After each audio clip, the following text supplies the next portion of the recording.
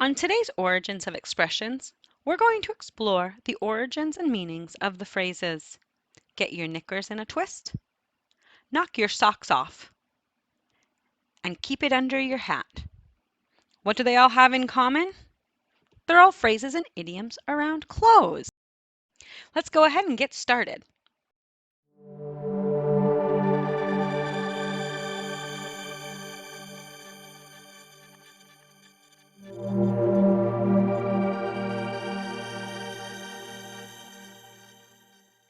Clothes and textiles have been around since the last ice age and can be traced throughout human history.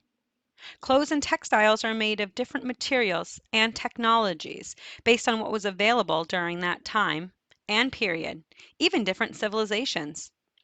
Textiles can be spun into yarn, then netted, looped, knit, or woven into fabric. These types of fabrics have been found all the way back to the Stone Age. It's no surprise that clothes make an appearance in our language. It is what we would consider a basic necessity. Clothes protect us from the outdoor elements. As methods of producing new and different textiles have evolved, our clothing and decorations have also evolved. This history of change in our clothing is quite apparent in our first idiom. Get your knickers in a twist. This phrase represents someone who is getting annoyed or upset about something for no good reason. And there are many variations of this phrase. Get your knickers in a twist, or knickers in a knot, or the Americanized version, get your panties in a bunch. An example is, I know there was an accident in the subway. Don't get your knickers in a twist. We'll just call a taxi. The phrase has British origins, but as times have changed, so doesn't clothing and textiles. This phrase has also adapted. Knickers in this idiom are referring to women's undergarments. As textiles evolved, we now have modern word, panties.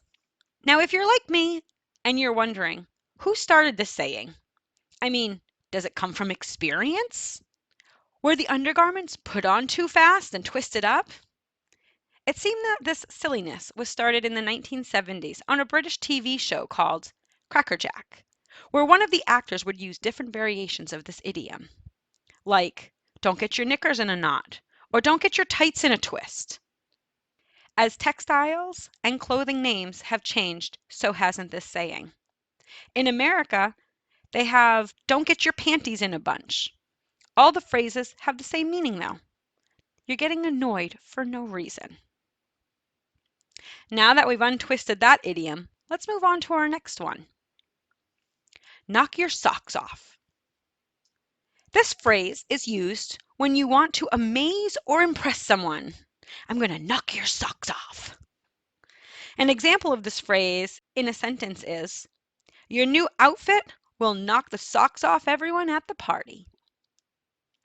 This is a fun saying. If you think about knocking someone's socks off, literally, that would be quite an impact. Thank goodness there was no harm involved with the origins of this expression. One of the first written examples was in 1856 in the Logansport Democratic Pharaoh's newspaper. It read, the promptness and certainty with the ague king's American remedy for chills and fever knocks the socks off that disease. This idiom is still used the same way today. Now that I have knocked your socks off with that bit of information, let's move into our last idiom around clothes. Keep it under your hat. This phrase is used when someone wants you to keep a secret to yourself. Keep it under your hat. An example is a promotion, but it's not official yet, so keep it under your hat. The origins of this saying can be quite muddled.